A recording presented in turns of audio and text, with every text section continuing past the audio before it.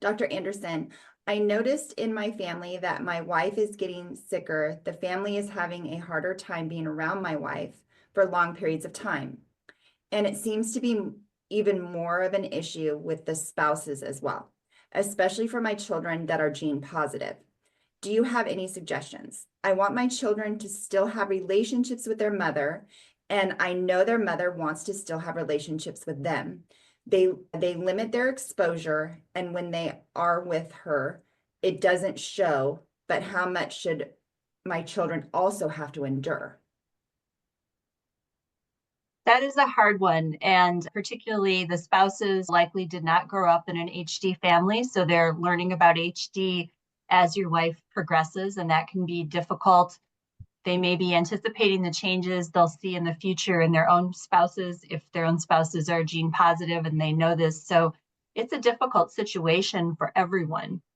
I think part of it may be, again, I love structure.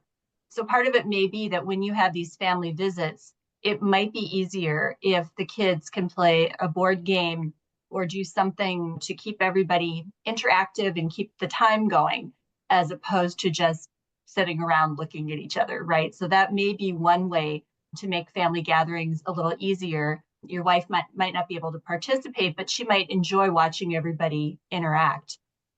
Another thought is maybe visits will have to be shorter, and you want your wife to have contact with the kids, but it may not be as much contact as you'd like, but you want them to have some relationships. So you may have to do it a little bit more on their terms and have shorter visits, much more structured visits, maybe around a particular activity or particular celebration, and just understand that everyone's coping with HD the way he or she can, and doing the best in a really difficult situation. Yeah, thank you. Lisa, how do you talk about HD with a new partner or even a partner you have been with for a while, but you haven't told about HD? And I actually know the person that submitted this question again, because they usually talk to me about why they submitted it. They're getting ready to, just a little background, getting ready to get married. And he does not know about HD. Okay. I am happy to answer this question, but I'm going to answer it based on what in my years of talking to other families, because I don't live with Huntington's. I don't have a spouse with Huntington's. I've never had to share and disclose something like this. I feel like the biggest experts on this are the people that have actually had to do it. I don't think there is any one right or wrong way to do it.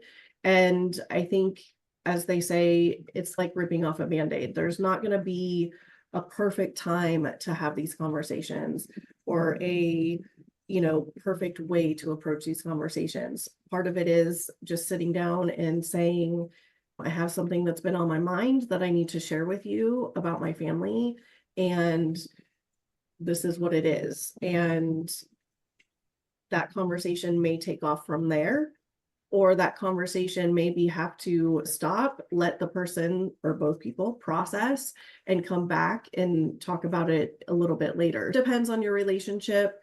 I would say getting it out in the open and just saying, hey, this is something that I deal with in my family, and this is a little bit about it, and it's hard, and I'm sorry to put this on you right now, but I think it's really important that you know about it. And I'd be happy to answer any questions, and we can talk about this and how you feel about it and all of that stuff and go from there. It's impossible to predict how the other person is going to respond. Sometimes when people share, the other person responds and they close off and they maybe go their separate ways, and that's okay. You'd rather know that before now rather than later. And other people respond of, we all got something, we're in this together, I love you as a person, and we're going to get through this together, whatever life may throw at us. I would think just don't overthink it. Just try to set up a time where you and your loved one can not be distracted by other things. Honestly, sometimes when you're driving is a good time to throw these things out because one, you don't have to one, stare at each other, and two, that you can turn off the radio. There's not a whole lot of distractions. People can focus. You can sit there in silent while people process things. That's usually where kids will start asking you about Huntington's disease, just PS as parents.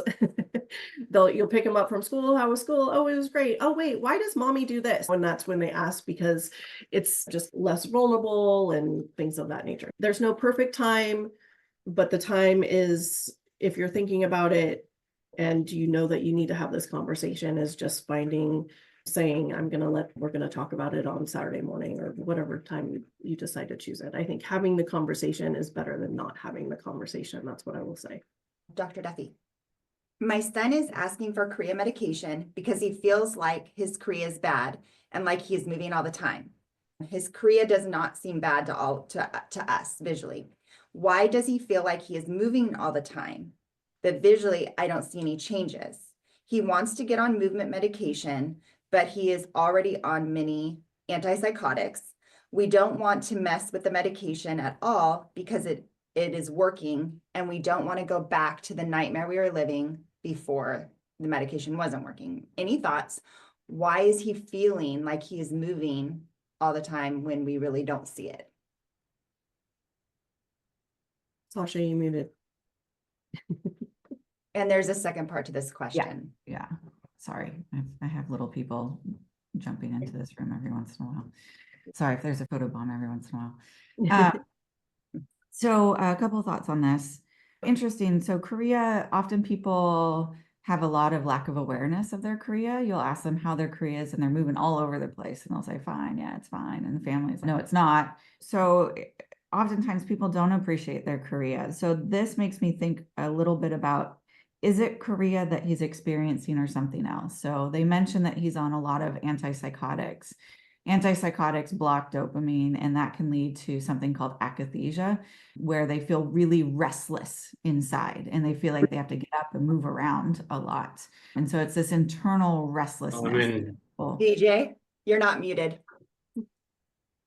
That's all right. So there's a lot of internal restlessness. So my first step would be to figure out, what is it that he's experiencing? Is it really the external involuntary movements that he's fixated on or thinking about, or is he feeling something inside that we're just not seeing? So I'd want to get at the heart of that, because that's treated quite differently. Maybe that's treating him with a medication for akathisia alone or managing his antipsychotics.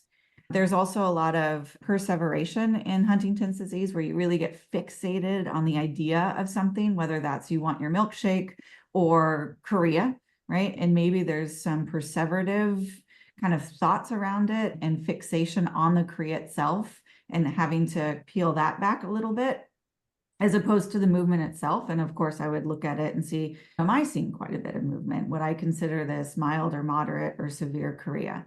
There would be several things that I'd want to address first to get at the root cause of what he is experiencing, which would be really important because it might not actually be the chorea that he's sharing. Now, the second part to the question, Katie, do you want to read it out or?